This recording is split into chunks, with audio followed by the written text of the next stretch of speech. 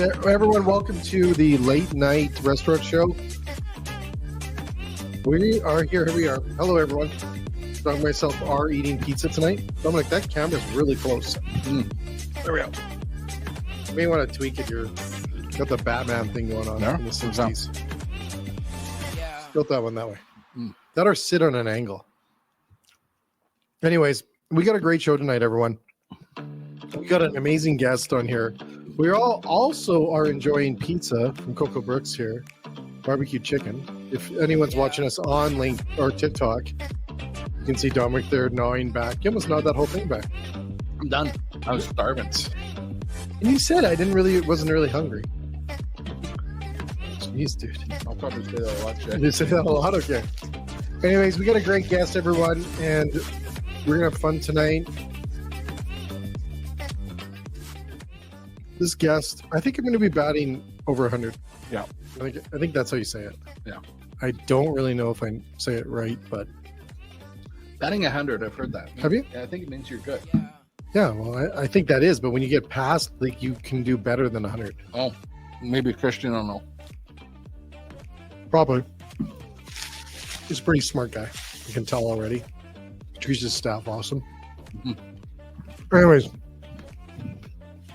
I try not to be rude and eat on our show tonight, but sorry. Well, no, you finished already, and TikTok is watching. So if you're watching us on TikTok tonight,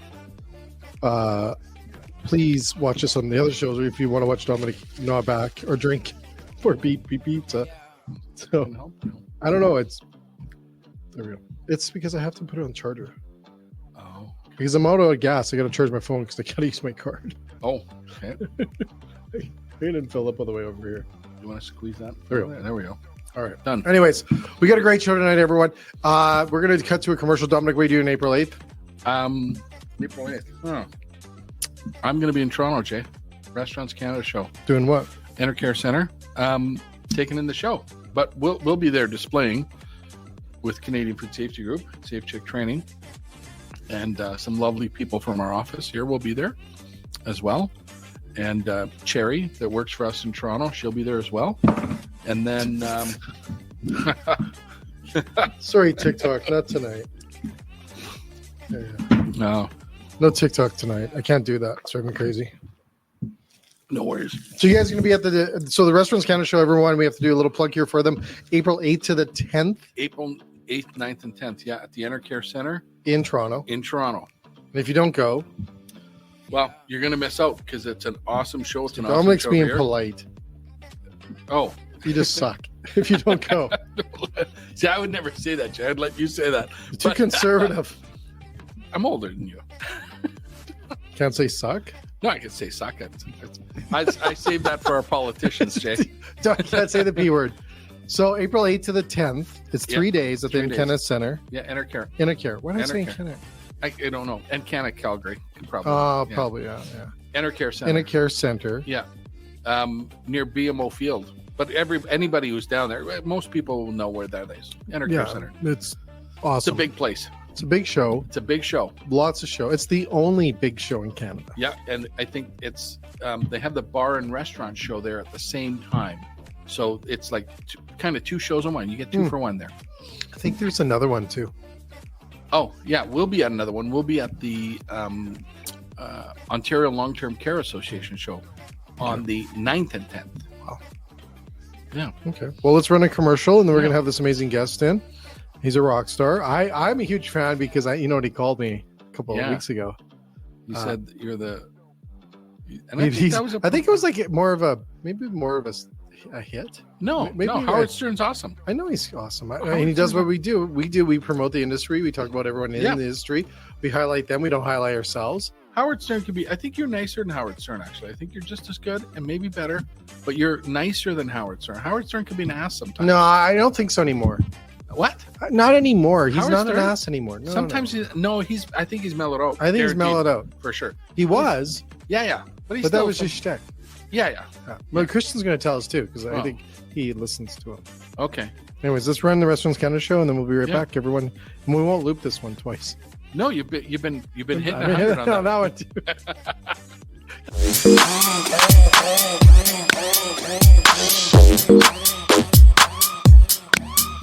Step my game. Step my game.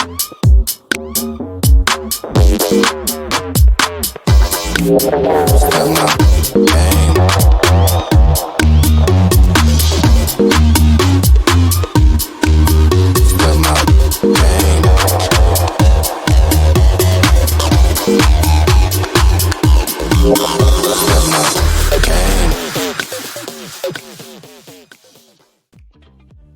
Awesome. Welcome back, everyone. Christian, welcome to our show, buddy. Yeah, welcome. Christian. Thanks so much for joining us. Thanks for having me. I'm Christian looking Fisher. forward to spending some time with you guys today. Yeah. You Show know us what? that bottle again. Yeah, let's bring the bottle back out. It's gone now. It's empty. Just listening to us bicker. Fisher Vineyards, Pinot Noir. Awesome. Now, is that that's the Jesus fish on there? was it? I'm pretty sure. Is that a Christian fish on it? It kind of evolved into it. So it's my family's vineyard back home in Austria. So Nice. No way. Cool. Are you from Austria? yeah, native Austrian. How long you been in the United States? Came in 92 and started working for Nestle and fell in love. And here we are. Fell in love with Nestle? No. What the hell? There's nothing wrong with Nestle. Nestle's not sponsoring us. Nestle's a big corporate giant. I think you fell in love with somebody else. No, they treated me really well. I worked in 17 countries for them, and Wow. Holy cow. I met somebody, and we've been married almost 30 years, Good and for you. have 4 amazing children. All of my kids are adopted from China, so we have a real wow. international household. Nice. Congratulations. That's awesome. Christian, I've heard you're like the absolutely one of the most nicest, incredible people from Monty, from everyone I talk about. It comes up all the time. I'm starting to get that kind of feeling here. Incredible. What's this drive? Where do you get this from? Where do you get this? Where does this amazing mindset and persona come from of being just awesome? It's a very good question, a very long story, but a very good question. You haven't heard Dominic talk about politics yet. Hey, my uncle was the president of Austria for 16 years, so we don't. Wow. We don't. Well, then he might have been a good politician if he was there that long. He might have been one of the good ones. Good for him. It's awesome. Mhm. 16 years? Yeah, for damn sure. 16 years? He said it was the president of Austria for 16 years. Wow. Yeah. And, Cool. Yeah. So now for me, I grew up in a restaurant industry. My parents owned a hotel for almost 60 years. I have 5 brothers, 5 sisters. So I was one of the younger ones. So my parents had very few hobbies. Obviously, they had one. And for me, I've been in the restaurant industry all my life. I had my first restaurant at 19. Wow. So What? in Austria or in the States? In Austria. So I had this little restaurant. It was on the corner, so I called it the Corner Place, and and I couldn't afford staff, so I needed to be creative, and I had a salad bar in the restaurant, and only the meals came from the kitchen, and it was brand new at the time in Austria. Everybody thought I was a genius. I couldn't do it any other way, and it became popular, and eventually Nestle came and bought my restaurant, and it became the restaurant concept for Stouffer hotels here in the US. Nestle bought your restaurant? The whole concept. Wow. I had Told 6. you he's Yeah, I It's had awesome. 6. Yeah, and I was 23. I had 6, and they came and made me an offer, and the rest is history. Good for okay. you. You were 23 and Nestle came and bought your restaurant. 3 of them. 6 of them. 6 of them or 3 of them? I had 6 of them. 6 of them. And that became the concept for Stouffer's. Stouffer Hotel. There was, do you remember back in the day? I don't know if they had it in Canada, but here in the US, we had Stouffer Hotel. So it became the grill option of Stouffer Hotel. Yeah, I've heard of Stouffer hotels for sure. Really? Yeah. Hey, foodies, you know what? The world of hospitality is always changing. We know this. It's fueled by innovation and new technologies. At the 2024 National Restaurant Show, you'll find everything you need to plate up success for your operations and now and into the future. Whether you're looking to adapt your offerings, satisfy shifting diner expectations, seamlessly navigating these razor-thin, crazy margins, and integrating data-backed strategies to offset your labor challenges, take it from me, Canada's restaurant guy. This show is everything you need for your business. So let's talk about this. Let's get down into this. So you know what? You're going to see ideas come to life at the National Restaurant Show. You're going to find inspiration, and you're going to find the next big concept and everything that will help you with your business. Do you know this show floor, which is absolutely massive, has over 900 product categories, from award-winning food and beverage items to innovative back-of-the-house equipment and technology. I hope I'm going to see one of those little robots. This event is your one-stop shop. So you know what you need to do? Go to the official website, www.nationalrestaurantshow.com, and register with promo code podcast24 to save $55 off your current registration rate. When it comes to staying on top of what's happening in hospitality and ahead of what's next, that's important, people. That is very important. There's no place like this show. Join your peers at the show for food service in Chicago, May 18th to the 21st, and get a taste of the future. I can't wait. Are they all over Europe? No, No, it's they were American. just in the US. None of them in Europe. Really? So I got to ask this. So Christian, because this is odd. Like I don't hear 19-year-olds starting restaurants and then go and selling a whole bunch to. He was Nestle. one of 11, though. He's one of 11. Are you number 11? No. Me? Yeah. Birth order. 11 in what? No, Birth if your order. children. You said you have 10 brothers and Oh, sisters. yeah, no, I have 5 brothers, 5 sisters. I have 2 younger sisters. Oh, okay. And out of all of my family, I'm the only one left in the food industry. Okay. You never learned your lesson, apparently. Yeah, obviously, I know I didn't listen. The old man. If your parents would have said you were stubborn, I'm sure. You know what? So I was actually 1 year pre-med, and I had to do an incision. I will never forget this. This 56-year-old guy, they mark him, that's where you need to cut him. And I cut him, and the next thing I remember, I woke up, and they said, "You know what, Christian? Better do something else. Maybe I love it. this is not for you." And then I went home, and the old man said, "Hey, what do you want to do with your life?" I was like, "Oh, I'm gonna travel the world. I want to take the summer off." Yeah. He says, "Good." It was on a Thursday. He says, "Okay, you have to Saturday." And then on Saturday, he dropped me off in this hotel where nobody finished their apprenticeship in 8 years because the owner was just, a joy to work for. Holy And cow. Austria. and yeah, so we worked there from 5 a.m. She came and woke us up, and we worked breakfast, we worked lunch, then we had a little bit of time off in the afternoon, and then back to dinner to 11 o'clock at night. And I was like, this really sucks. So I jumped out the back window. I went home. My dad said, "What are you doing here?" I was like, this just really blows, And then he says, no, he builds character. Got me back in the car, drove me back. And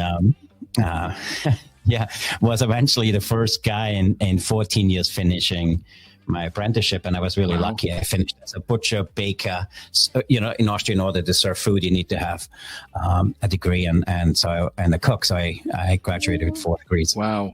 You need a degree in Austria to sell food? No, To serve food, make yes, food. To make food? Yeah. 3 years. Yep. 3 years as a waiter? No. He said waiter. No, all the things, all of them. You have to No, do there it were 3 years. 6 years in total. 6 years in total. So Yeah. in order to serve food, 2 years minimum, 3 years preferred. No If you way. do a dual apprenticeship, it was 2 years serving food, 2 years cooking. Depends on what was going on. Yeah. And then every year you added on, you got another profession.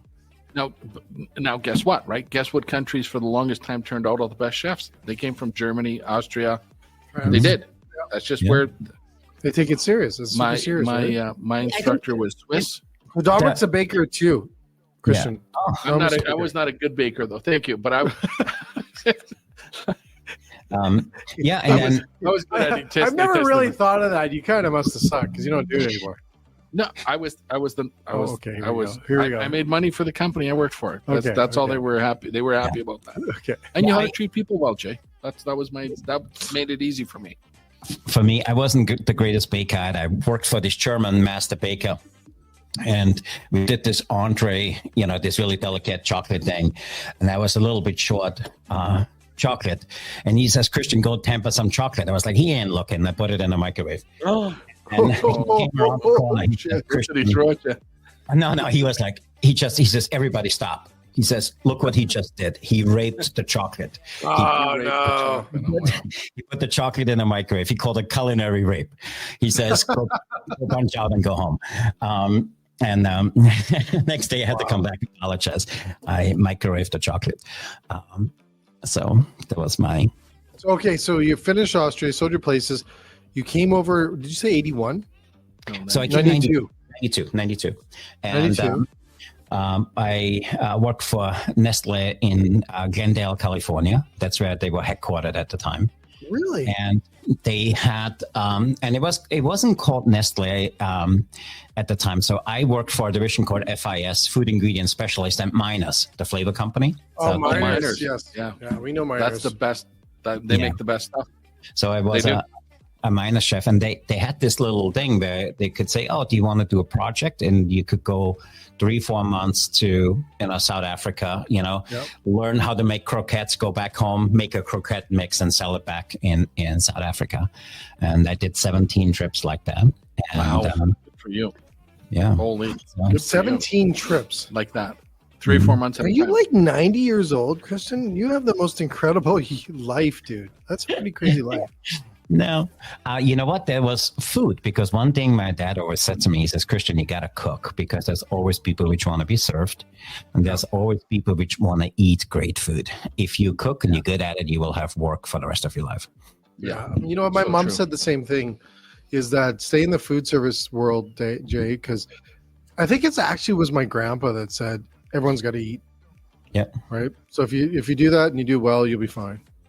Right. And then, many stories, not about me, but I'm blown away. So you started your Nestle. Like, I want to get to where you are today, Christian, because I'm waiting for that you were with NASA for a week and went on the moon or something. Like, here we go. Did you hear what he said? He said, "Actually." Okay, keep going, buddy. Keep going. Here we go. So NASA had this routine that every time the fuel tank on the shuttle closed, we made this bean recipe, which was from 1956. And the recipe was terrible, but when the shuttle took off, everybody ate the beans. And I said, this really blows. And I think we could do better. And I actually got NASA to change the recipe, and we actually made a better version of those beans. Yeah.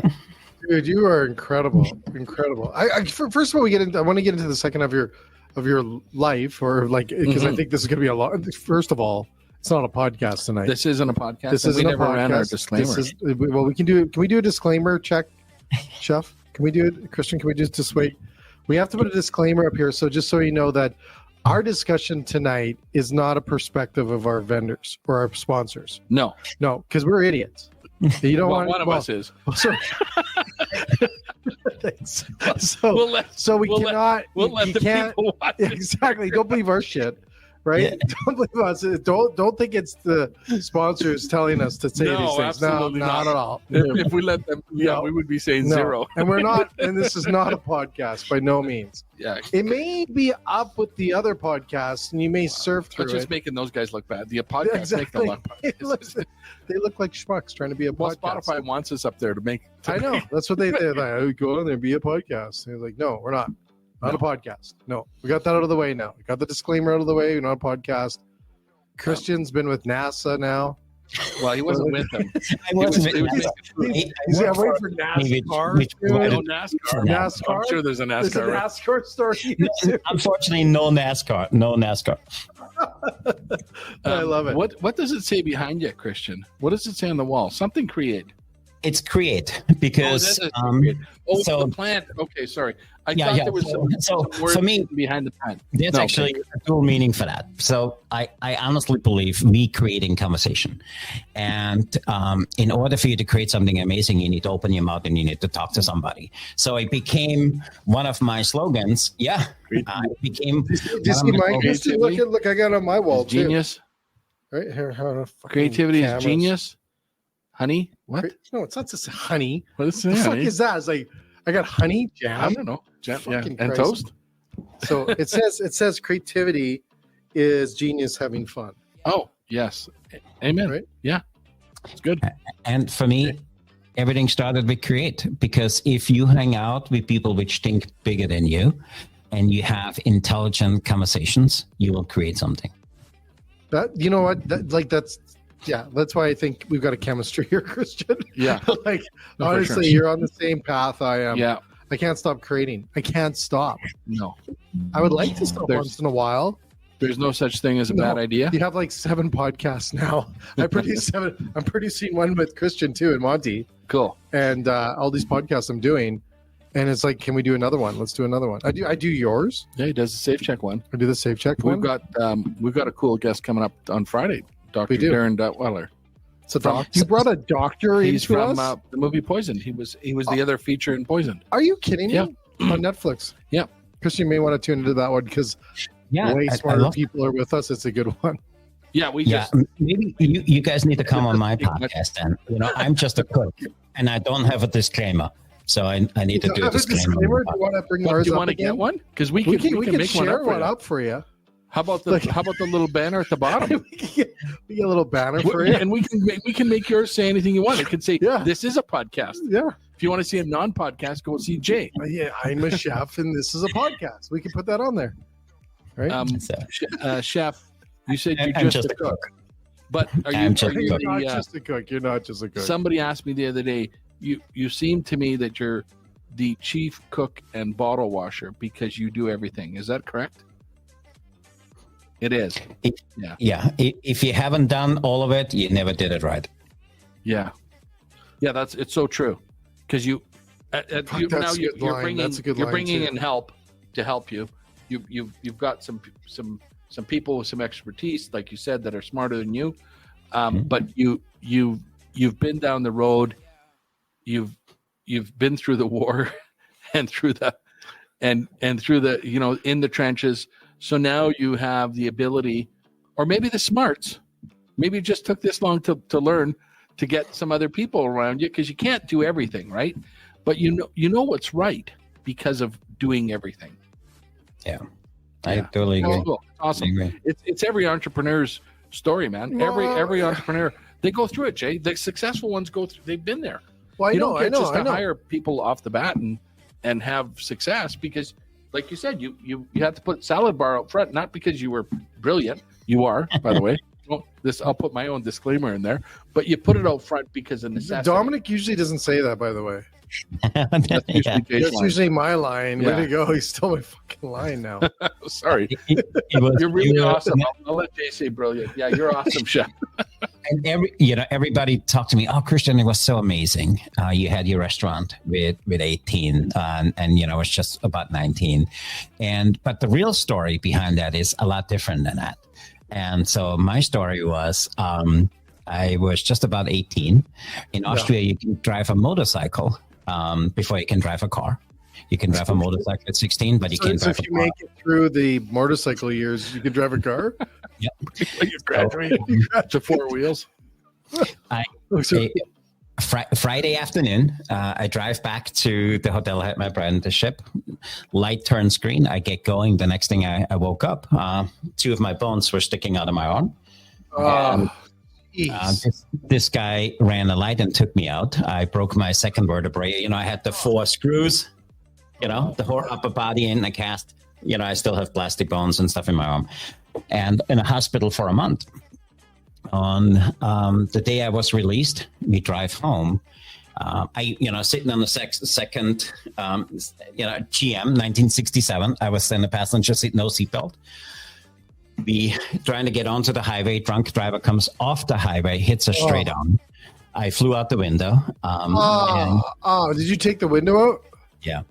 Oh, And in coma for 10 days, hospital for 14 months, learned to walk again, talk again, all the good stuff.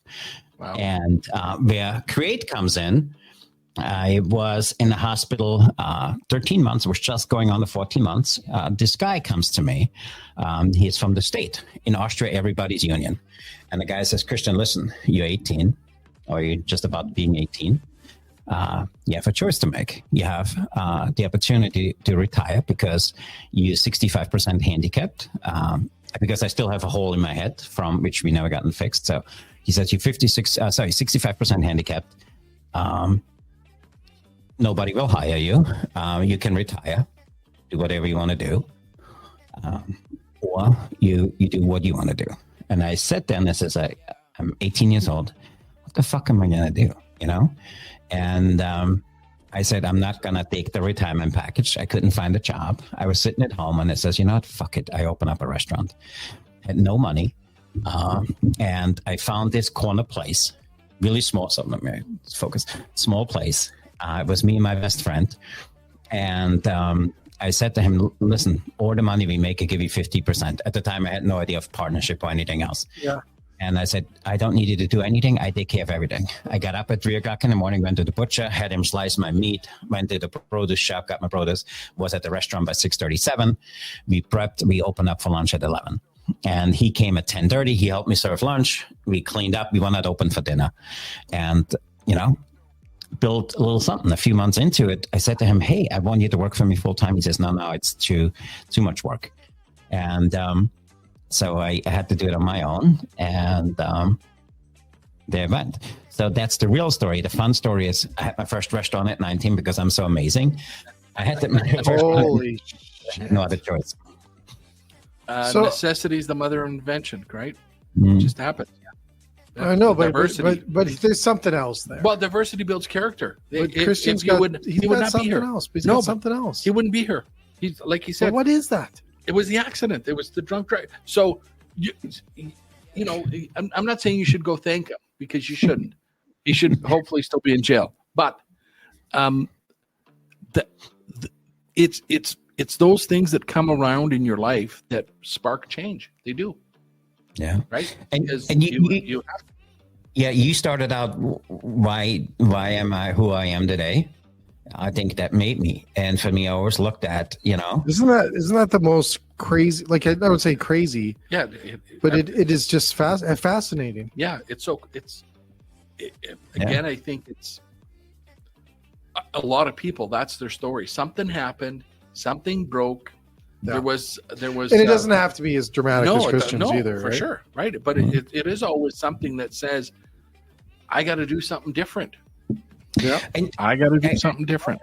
for me, that was, I mean, for the longest time, I have to, you know, the first few months, I was depressed out of my mind because, like, why me? Mm-hmm. And my dad said the first time I woke up out of coma, my first word was, why fucking me, kind of thing.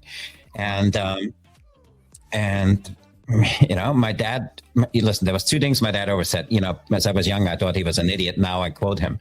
But my dad always said, he says, listen, it doesn't matter how thin you slice it, there's always two sides. And he always said to me, when you change the way you look at things, the things you look at change. I was like, what the fuck does that mean? Yeah. You know, It's so true. until I learned it's so true. So now, for me, I also think all what we do is a choice. I have the choice to wake up in the morning to be pissed off, or I have the choice to come in here every morning and create. And for me, that's where create comes in. And let's build something amazing every day, a little bit at a time. Yeah. So cool. Yeah, it's an awesome story. it's crazy. It is. It's a Netflix movie. Now, Your Netflix movie. now show. let's jump ahead. Okay. You're working at Nestle Miners down in Miners. California. Yeah. So, and then my break became, there was a group called Chef to Chef. Do you remember that in the late 90s, early 2000s? Chef, the number 2 chef. Chef to Chef. I think I heard of that. Yeah. They were out of New York and they hosted this contest in 2002. I think it was Okay. 2000. and where they said, hey, people can nominate other people. Wow. And they have 5 criteria. They need to be good chefs. They need to be good managers. They need to be good to their people. It had all of these things, and they need to make an impact in the industry overall. And if you Google it today, chef to chef and my name, you see I happened to be one that year. So I won. I was a USA top chef. I beat out Mario Batali, Wolfgang Puck, and all the big names. And Those parts, of course you did. Yeah, like who are they? And and that started all of it for me. And then Nestle asked me, hey, do you want to write our cookbooks? And I wrote all the cookbooks for Nestle, the Nestle Dollhouse cookie cookbooks. They were my books. Wow. And I fell in love with I fell in love with book writing. I have 34 books now. And hey, this does not come on our show often. This kind of people. No, this we've had crazy. 33, but 34, holy shit. Like, fucking 34. So you got the record now, chef. Like this is, I want to find out the DNA because this is crazy. Well, he's number 9 of 11. 9 of 11. Like it's His not dad awkward. was. I got constantly shit on because I was the youngest. My family is 5 inches taller than me. It always pissed me off. I was by far the shortest. It's upsetting. But you're probably the cutest, I'm going to say, because that's you always pick. You go to pick. I'm not trying to equate. I'm not going to equate him to anything here. Where am I going? It's like when you go and get a puppy or a cat. You want the little one. You want the little one. I didn't call him a runt. I did not. Jay, what the hell? We can call a chef a runt. I'm not. This is a term of endearment. Books. I'm with you. Cheers. But I don't noise comment. Good for you, because again, now you said it always pissed you off. That's another common thing is people. I'm going to prove you wrong. Yeah. I'm going to prove you wrong. Even if you don't say it out loud, you're saying it internally to yourself, right? And so for me, I always the guy from the States said, right? He said, "Hey, you quit." No, I agree. You're absolutely right. For me, I was always fascinated. Wolfgang Puck is from my hometown. Arnold Schwarzenegger is from my hometown, and I always said, "What makes Wolfgang Puck better?" And Jay, Wolfgang Puck is not the greatest chef, but he's a good marketer. And for me, I was always fascinated what makes people excel. And I was also always a big fan of modeling. So if somebody did something really amazing, let me try that on. I want to try, see if I can do that. And for me, the book thing was not to say I have books. I wanted to do it because I wanted to prove to myself I can write a book. And I wrote my first, the first book I self-published was For the Love of Austria. So it was my love letter to my home country. I have some pictures in there my kids and I took, and I did the recipes which made my restaurant successful. Super simple peasant food, and it became one of those things. And then I shared with some people. That book actually ended up doing really well too. And the book do really well. Yeah, and then the crazy thing was, it wasn't the sales side from thing. It what the book did with me, and at the time as I came out, Austrian Airlines bought 20,000 copies because they gave it away for the month of October, which is Austrian Heritage Month, for every first class passenger. I just sold 15,000 copies to the Austrian Embassy in New York City. They gave it away for everybody who comes into Austria. No way. I'm saying? Yeah, that's why. Smart title. Smart. Good book. It's a family story. You know what I mean? He's got his kids in it. So he's hit. And when you did it, you didn't know you were hitting all the things, by the way, right? You just didn't know it. You just, hey, I'm going to make something that I like. Yeah. And, so for me, I don't like giving up. Research what was going to be a really good book. He didn't use AI. Well, first off, he didn't use AI. The internet wasn't around, so there was no research. You didn't use fucking AI. No, no AI. So, and then the thing was, I said, I can do it. I will do it all myself. So I did this thing, and it took me 7 years. I had the book done. I uploaded at the time. It was called not MySpace. What was it? CreateSpace or whatever it was within Amazon, and then it became Amazon Digital Kindle Digital Publishing. And every time I submitted it, it was rejected because I didn't hit the margin. I was like, Are you serious? yeah. And for 7 years, my wife called me 4 o'clock in the morning. What are you doing up? I was like, the fucking margin. I can't get the fucking margin right. You know? and she says, why don't you ask somebody for help? No, fuck no. I'm so close. No. And then I eventually gave up. I hired this guy. His name was Robert. And it cost me $250 an hour. And I said to him, he said, so what's the problem with the book? I said, my margin. He says, okay, it's really easy. You know what you do? Bring up your book. You see the number there where it says blah, blah, blah. It needs to say 0.128. I was like, serious? That's all it is? Yeah, push it. Boom, upload it, worked. I was like, son of a bitch, you know? $250. $15. $250 the guy made.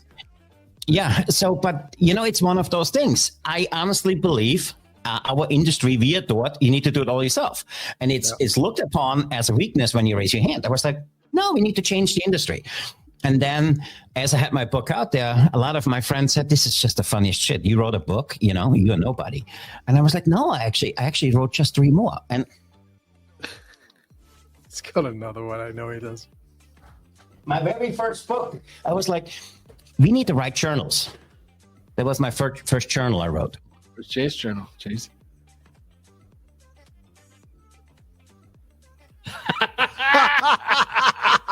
Good for you. That's fucking That's a good brilliant, journal. Ian. Yep. That's a good journal. It's a great My journal. wife said, that is fucked up. Sold 18,000 copies.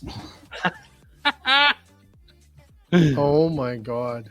And then Now, Mr. Chef, is this before Amazon? yeah, it was still at the time Amazon. So these now. So and then I started this, you know. If you want breakfast in bed, sleep in the kitchen. That's a good one That's too. a fucking great line. Is that a shirt? With your superpower, yeah. Yeah. And then you know we elevated and we did.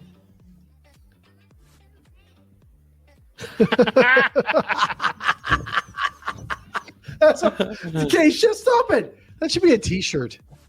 So You and can sell a million shirts. Let's put it on the can. Let's get a can with and that. then That's you good. know it That's good. became Yeah. What do we use instead of his face?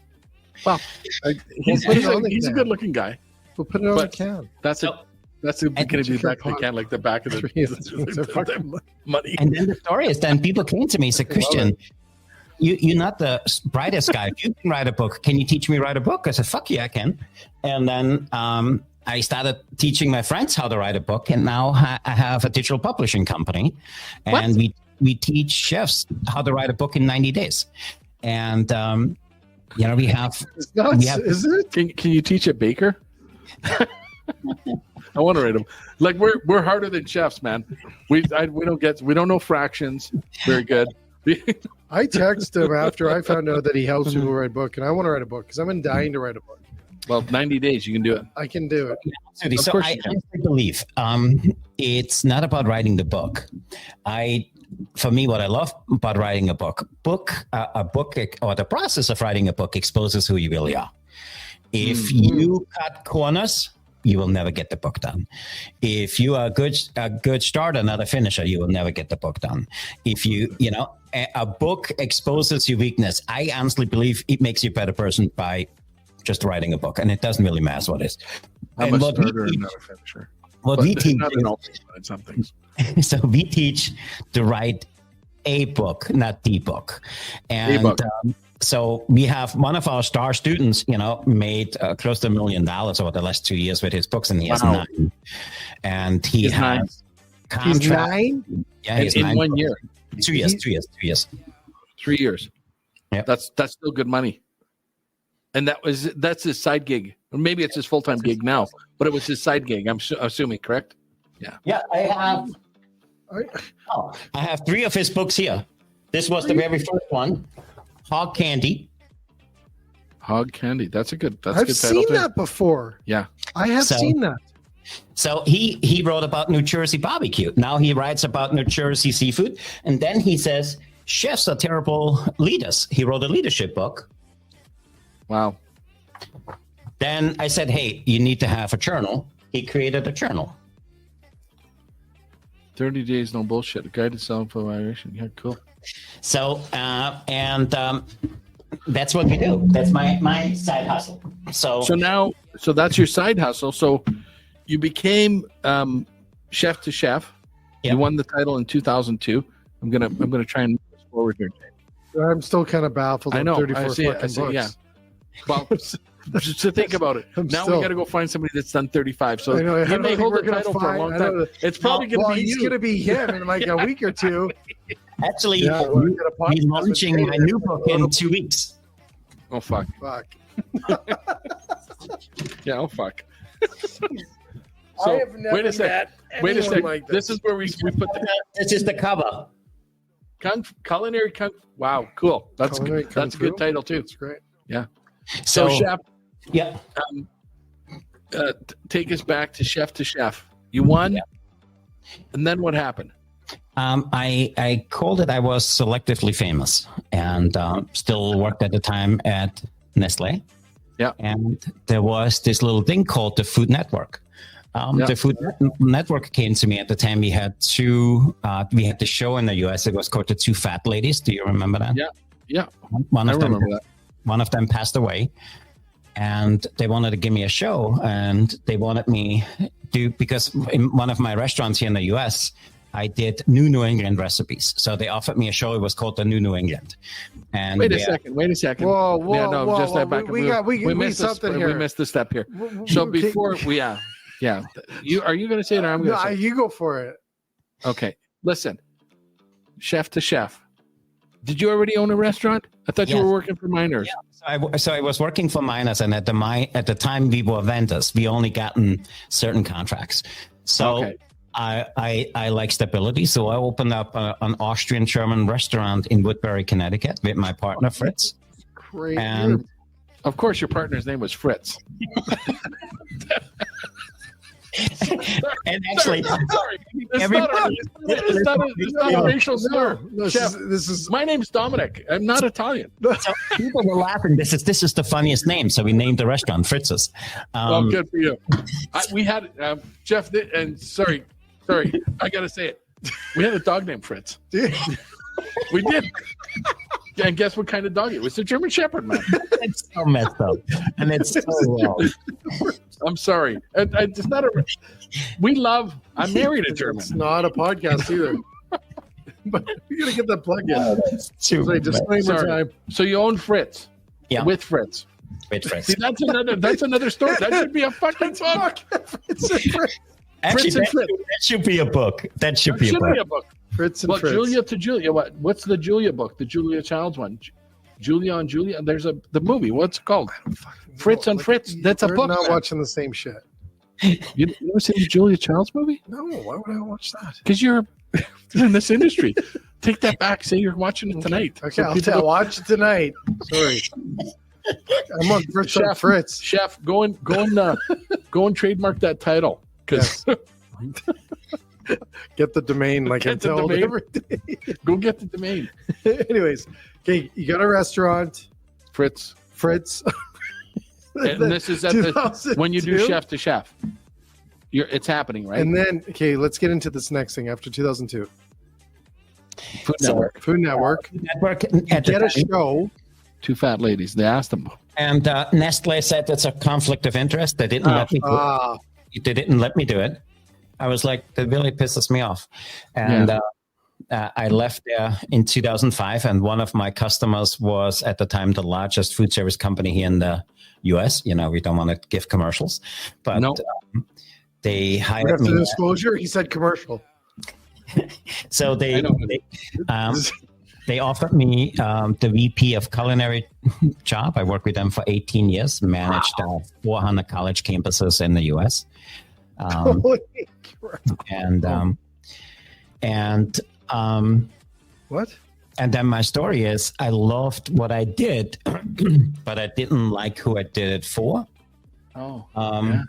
And I know then somebody like that. yeah, and then something named COVID happened, and I always said COVID didn't happen to me. COVID happened for me, And what really happened was like I had to take an honest look of what I did. And at the time, I had a few different side hustles, and I said, "F it, I go all in," and we went all in with the book. And then at the time, there's that company I work for has a lot purchasing group. They have a group purchasing group attached to that. I didn't enjoy that, so I said somebody needs to start something better than they have. And so I started my first GPO. So I have a food service GPO. Good for you. We are within. We specialize in self-op. Anything self-op.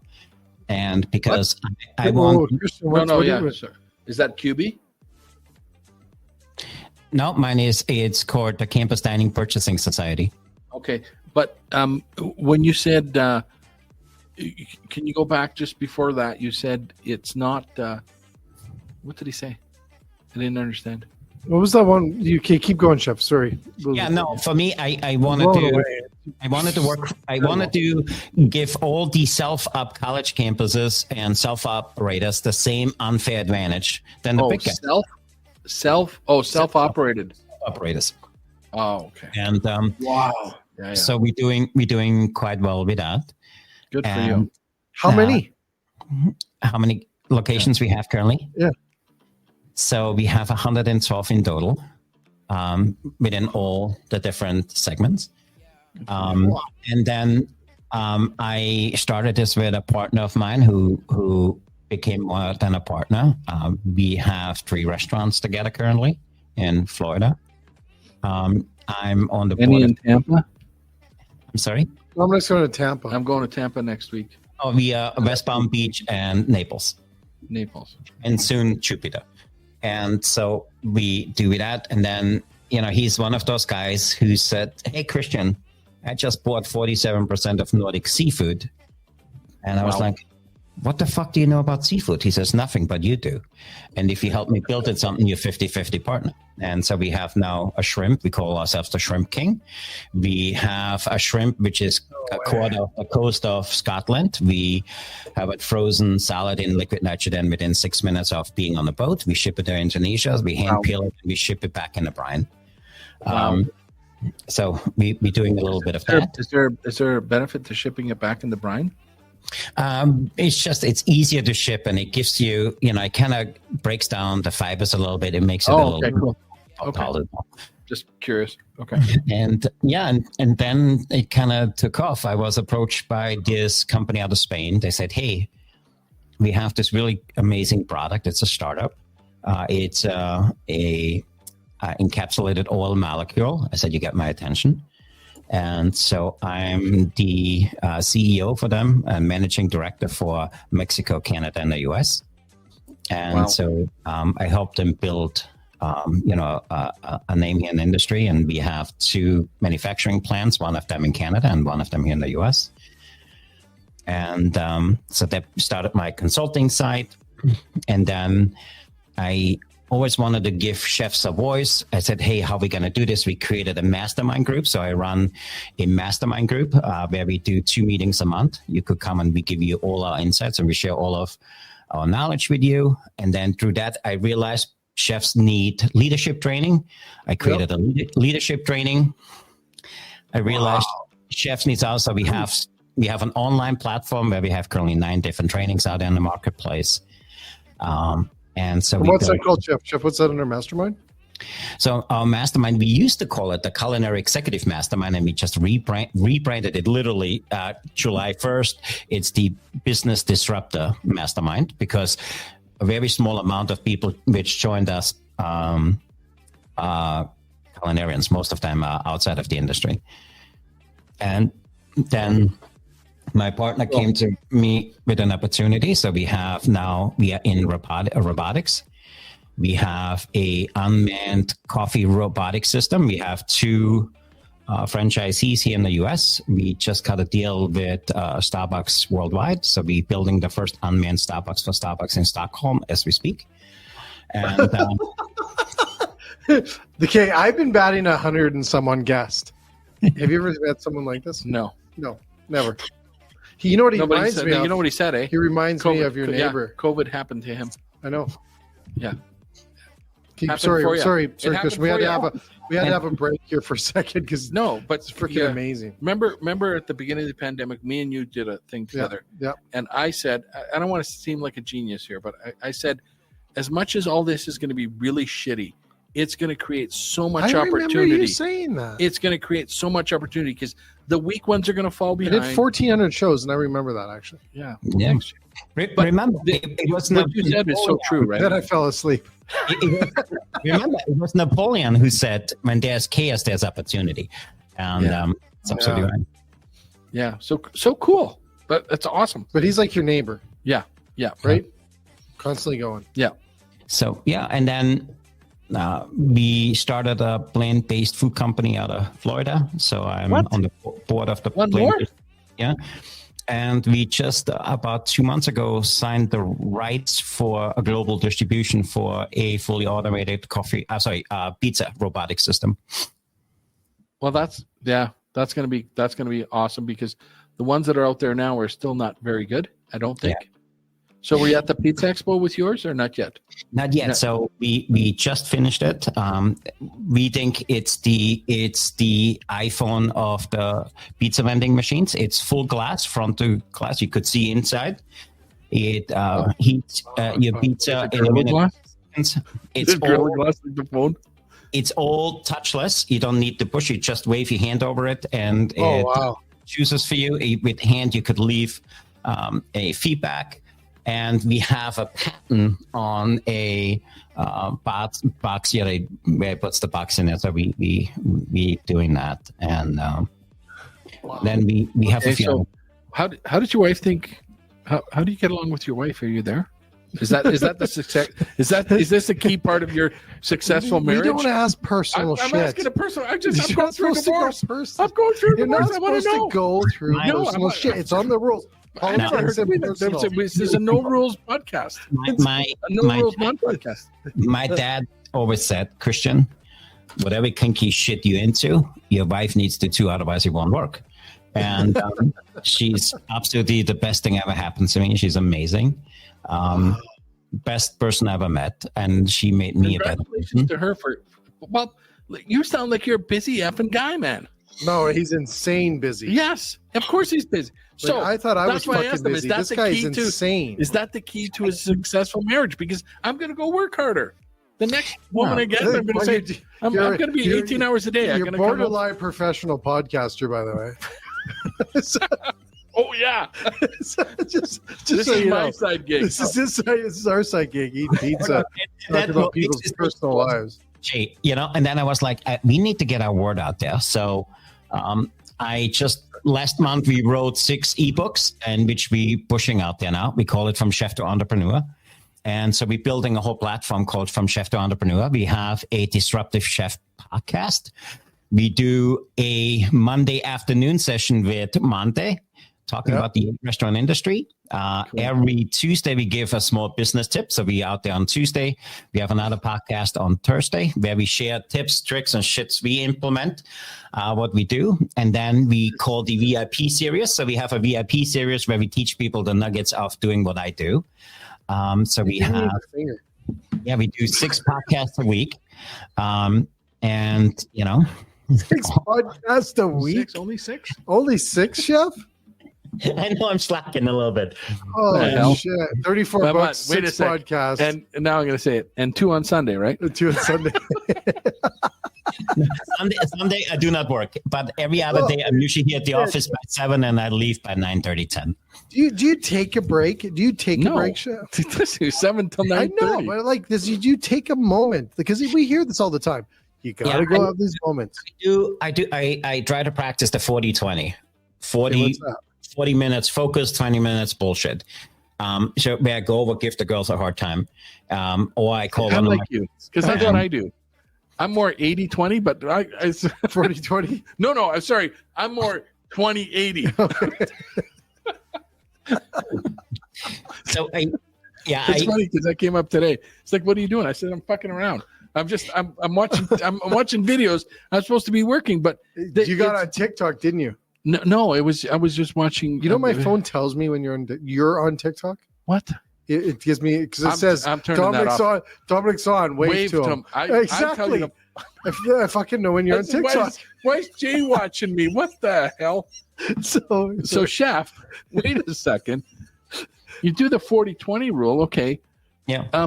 Jesus Christ, this is crazy. Well, really, literally though, how do you find like some of the stuff runs itself now because you've been doing it for a long time? Yeah. Some of it's, but you need the sort of the creative vision to make it happen. And we're almost getting to our time here. But how do you find time to do all that? So. Listen, some days is better than others, but I structure my day. So Monday is creation day, Tuesday is connection day. And so I kind of break it out. Oh, okay. And so we have every day we do something different. And so my team, when they leave, focus. 5, she gives me this. Christian, you need to do 6 new videos, 30 seconds. Who gives that to you? My team. I have... somebody to keep you on track. Yeah. So I need one. She's with me 7 months. I should have hired her 7 years ago, but so she's my director of digital marketing. So she keeps me, and she does all the digital stuff. And so I can support my companies and do what I do with that. Good for you. And then, it also, so for me, I also support a company out of India, a company out of Singapore. So some days I'm here 6 o'clock in the morning to do all the Europe stuff because one of the companies out of Spain.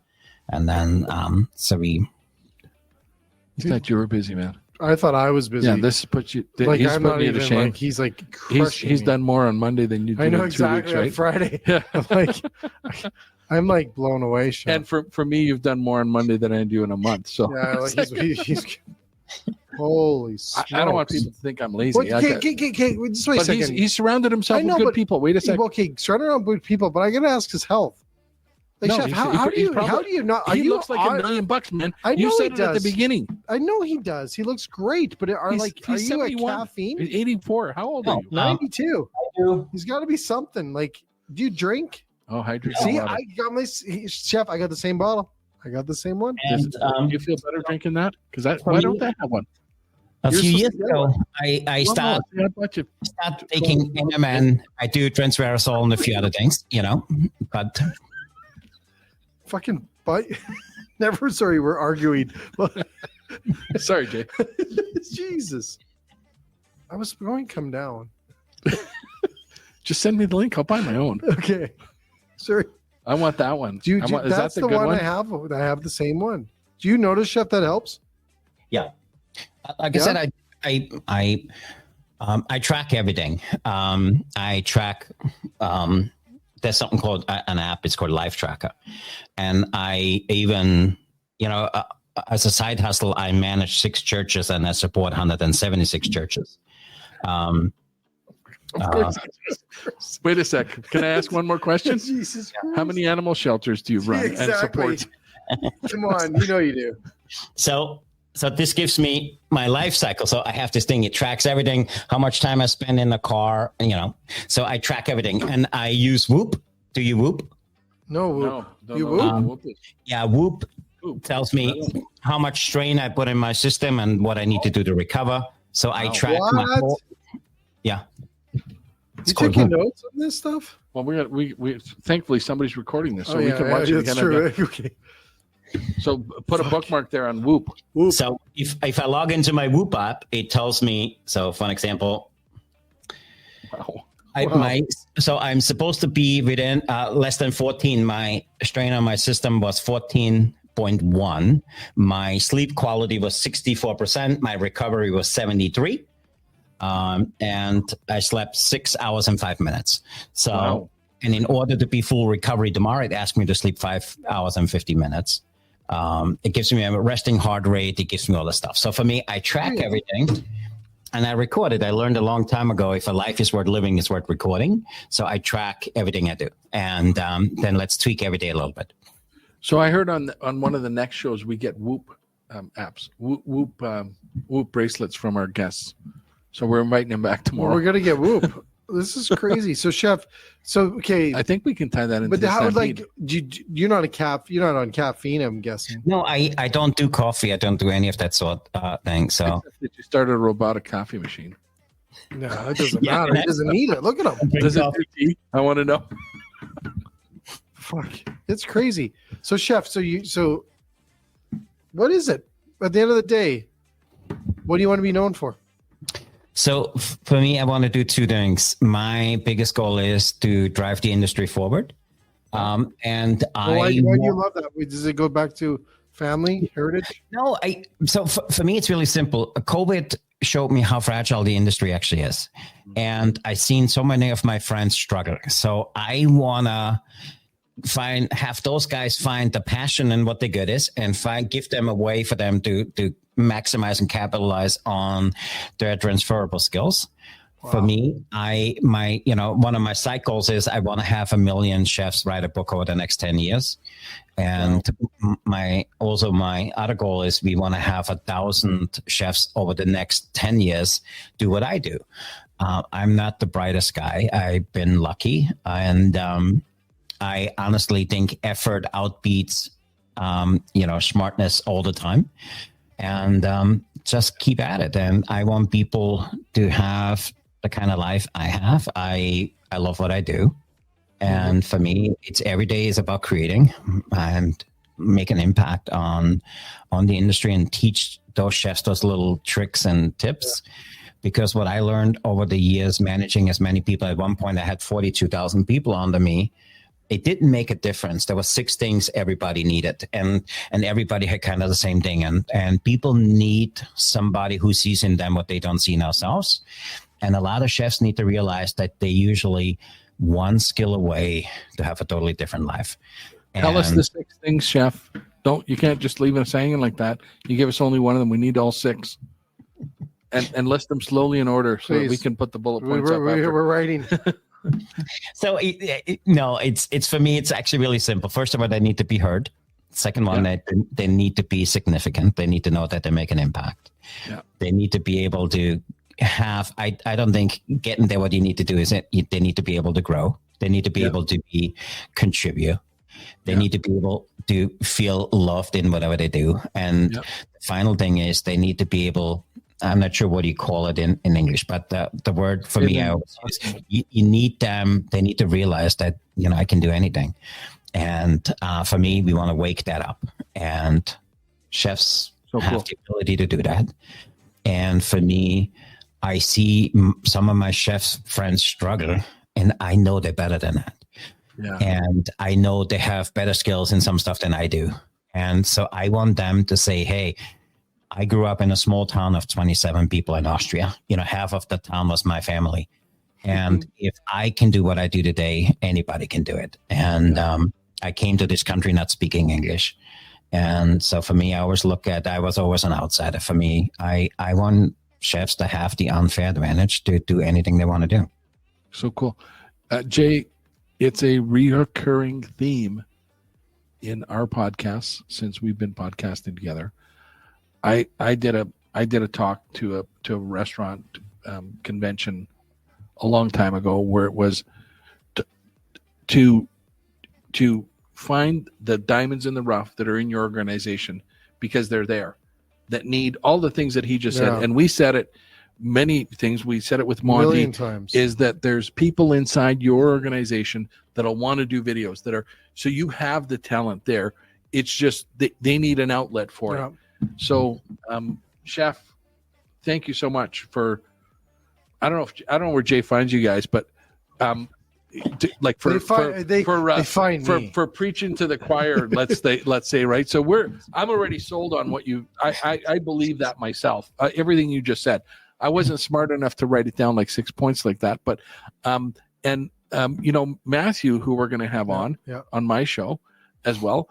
He's got a successful organization. He's the top in his business. Jeez. A small little unit. They make money where other people don't with massive things, and only because all the things he just said. Exactly that. The people make a difference. And he says it every day. The people around me are what's doing this, because he says I'm a schmuck. I don't know what the hell I'm doing. We're schmucks. Yeah. And a great podcast. Yeah. Not a podcast. This is not a I almost podcast. said Gee. it was a podcast. Yeah, don't do it. Fuck. So we Chef, want that shirt. First of And- all, like honestly, it's a complete honor. Like I've heard, Yeah. like I knew you were amazing. I told Dominic, oh my god, and then I said, this guy, this incredible person, called me the Howard Stern of the industry. Yeah. So you can see why I bragged about it. Look who told it. Look who Yeah. said it. This guy right there. He's incredible. You know why I said it? Our industry needs somebody who gives what we do voice, and That's Jay. and Howard Stern did it for the radio industry, and you doing it for the hospitality industry, and you doing it not because you want to be rich, because you want to make a difference. And then the end of the day, for me, that is the difference. Yeah, he And- forgot his wallet when we went for dinner tonight. Just so you know. It really. I said. Why I would said you to him, bring that up? I just said to him, "Hey, For that's supposed Philippines' to." sake. But wait a sec. But I'm going to tell you that I'm feeding the story here, Jay. I'm feeding the I still story. paid with my phone. Oh, you did. Oh, I Jesus. take it all back. I said to him, Fuck, hey, it was like don't- this emotional moment, but and you I- ruined it. No, I didn't ruin it. I'm gonna say it though. Hold on, there's two other things why he's the Howard Stern. Jay is like that. Jay is that person. He's the person you're describing. Free voice. I think, Jay, you don't know that yet, but I think what you're doing here, you have that innate ability to break down that barrier. Yeah. This is a fucked up industry. Yeah. The industry is not a healthy industry, but you make it approachable and you make it simple, and you have that sense of humor. And for me, every time, so as I heard about you, I started watching some of your episodes, and I said to my wife, that fucking guy is the Howard Stern of the food service industry. I want to have him see what his sous chef can do with a 10-inch kibasi. But and so for you, this you make it sound easy and you make it look easy. And for you, I think there's two things what I admire about you is you have an amazing heart to do this, because otherwise you're a good looking guy. You could do something else. And the second thing is what you said, and I honestly believe that you said you try to make a joke as people find you, but I honestly believe if you do what you're meant to do, people will find you. And there's this corny saying which goes, when the student is ready, the teacher will appear. And you are our teacher, so thank you for that, Jay. Wow. Wow. Good. Yeah, that's such a compliment, Jay. It is huge. Yeah, Yeah, awesome. thank you. I also believe that, Chef. I think Jay's a humble guy who just wants to help, Yeah. and that. I'm I've with never. you. I've told you my story. Why? I've never told Chef. I want to tell Chef this. Yeah, we So got shush, only 4 shush, minutes, shush, but go shush, for it. shush. I can. It's my show. You know, fuck, 2 hours. We go forever. We'll break the. We'll cut this. Well, wait a into, sec. this will be No. like part C of the show. We'll break it. But here's the reason, Chef, that I do what I do. Okay, first of all, the industry is my safe haven. So even today, when we went into the restaurant next door here to grab something, instantly when I walk into a restaurant, smell or sound or not even the food taste, just the environment, I feel safe because I grew up in a house where it was abusive in a sense of sound, like not physical, but it was screaming and hollering, and parents were fighting nonstop. It was that environment, and it was scary when I was a kid. Yeah. So on Fridays and Saturdays, typically Fridays and Saturdays, it was the days to go out because we never went out during the week. Mm-hmm. It was Fridays and Saturdays. So when I was a little kid, when we went to the restaurant, they never fought. Oh, So my parents never fought when I was in a restaurant.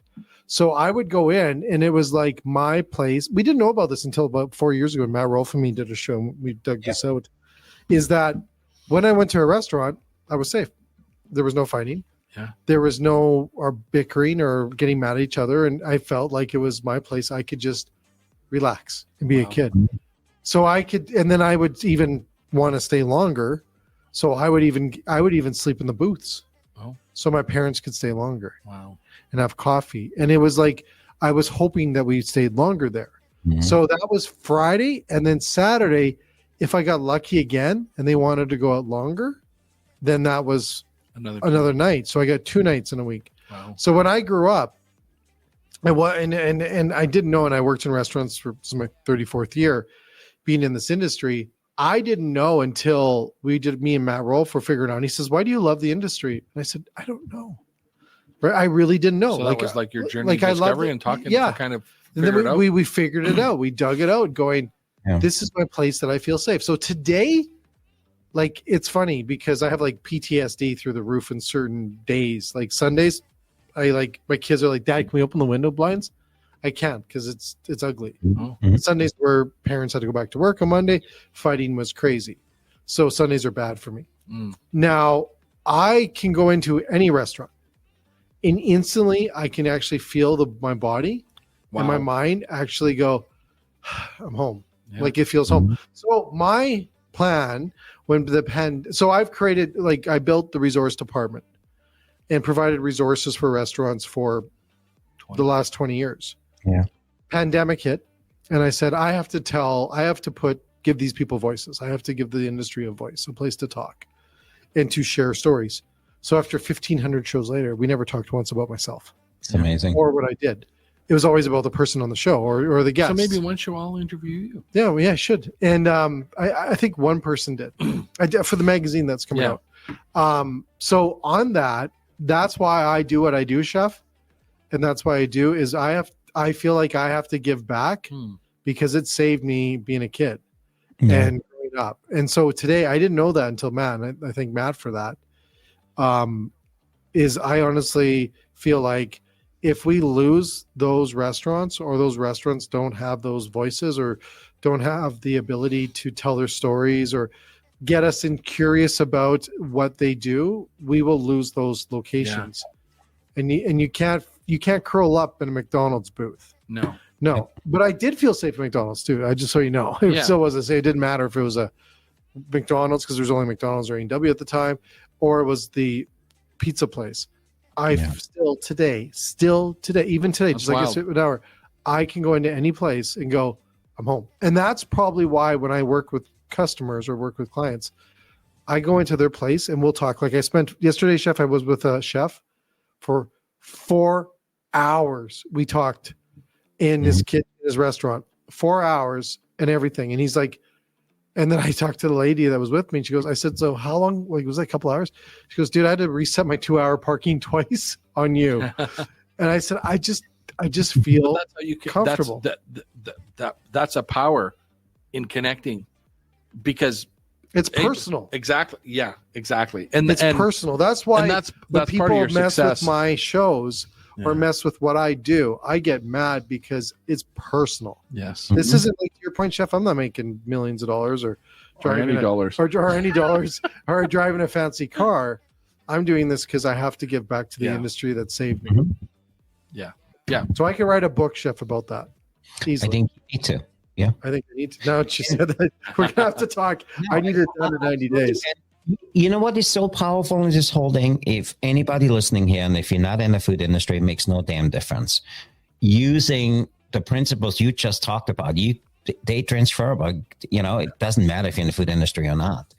And That's what made you a good salesperson too, by the way, is that connection. absolutely. Is because people and back to something you And also a coach said. today. You're a coach today, but one of the things that's common through all those is you're authentic. It's not bullshit. No. It's real. I wish I could sometimes. But you can't. No, can't. and that. I but can't. Jay, that's I your physically superpower. Pat. can't. That's your superpower in that you're real. And as soon as you start faking it, people are going to see right through it, man. I can't. But No. I try. Like I can't. No, you won't. No, I can't. you're not. It's too I get late in shit for- all the time for sure. because I can't. No, I get into meetings and I'm like, we're gonna change the world and like cause some shit. And everyone looks at me going, "Oh my god, what did he just say?" You know, like it's what I am. I'm real. No, that's a good thing. It's not. It's probably never a bad thing. Yeah, I'm sure there's places where it would be a bad thing, but in general, it's No, a good thing. when we In do this these industry, things, it's really, really good Yeah. because there's for too much long- of that. Yeah, exactly. There's too much fluff. Chef, you've There's too seen much. enough. I'm sure you could write millions of books on the fluff you've Yeah. seen. Yeah, so Fluff And is shit, it by is. the way. it is. Yeah. It is. It is because the more honest we are with ourselves, the quicker we'll get to Our industry, some our sort of industry, resolution or fixing things. Sorry, Chef, go ahead. I said fluff in our industry is not good, but in some of the other industries, I hear it's a must. You know. Yeah. well, I guess for me, I'm thankful that I'm not in those, because I'm with you. I don't want it. I don't want to see it. I don't want to know it. I told you my story about somebody from an association calling and trying to get me to renew it. I said, I haven't heard from you 6 years. And all of a sudden I didn't pay my membership, and all of a sudden you're calling me interested in me, and you don't even know nothing. So that whole you're faking it to try and get along. It doesn't work. People are saying bullshit. I absolutely love it, because for me, it became our business model. We don't want to do business. So I only do business with people because I genuinely connect with them and I want to hang out with them outside of work. And money aside, money doesn't mean anything. At the end of the day, if you peel it all back, money has no meaning. And for me, and my partner's name is Patrick, and him and I always talk about, if we do something, we talk to those people, and if we don't connect, we walk away. It doesn't matter how good the product is, because if you hang out, we have the simple rule: no bullshit, no ego, no lie. And when we get together, if I don't need to bullshit anybody, if I don't need to lie to anybody, if I don't need to have my ego in, you get shit done. And for us, it's been really successful. And just doing that simple little thing, it makes business easy. You get things done. And for damn sure, man. For sure. As soon as you cut all that crap out, I say exactly what you just said. I've got nowhere near any of the business you have, but I just say, hey, all I want to do is good, clean business. Mm-hmm. We're going to give you a good price. We're going to give you outstanding service. And for us, we don't even need a contract. If we're no good, you can fire us. I want you to give us a chance to fix it. But why would I have a contract with 30-day exit? If I'm fucking up that bad, you need to fire me. I wouldn't want to hire me either. So totally that philosophy just serves, and same for restaurants, right? When they're honest with their customers and they're open with their customers, even when shit happens. Exactly. When shit happens and they own it right away. I got a story for you after. I'll tell you. Okay. But we should cut because Chef's probably getting tired. Well, he's got to write up another book. Well, and then it's past his 11 o'clock when his wife gets him for 15 minutes every day. So don't blame us, Chef. This was you. This is on you. Yeah. My house is a mile from here. My wife comes here for lunch. My wife comes here because she has a yoga studio upstairs. And my kids come here after school. This is our second home. And I love it. Things are beautiful. Congratulations, chefs. Thanks so much for joining us. Honestly, what an amazing story. It's an unbelievable story. Like, cool. It's a Netflix movie. Well, and we have to have him back. Listen, we have to have him back? Hell yeah. Yes. Chef, we're going to have you back. Because we're not even done the stories. No, we're not. We just hit the surface. Yeah.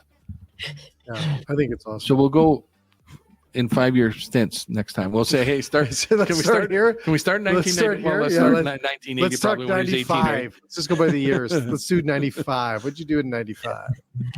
No, Chef, 37 companies. Yeah. Honestly, first of all, what I have to thank you for everything you said. It really is inspiring. And I've had a rough year, and so hearing that means a lot. So thank you so much. It really does. No, absolutely mean it. Absolutely mean it.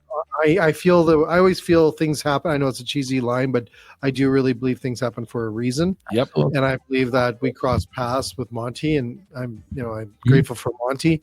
I think there's some synergy here, and I'd love to learn how to write a book with you. And I'm just blown away. And honestly, it's incredible to meet you and hear your story. Is just it's inspiring. It is very. We need more people, especially in our age, to inspire not only the young, but us 40-some-year-olds. Yeah.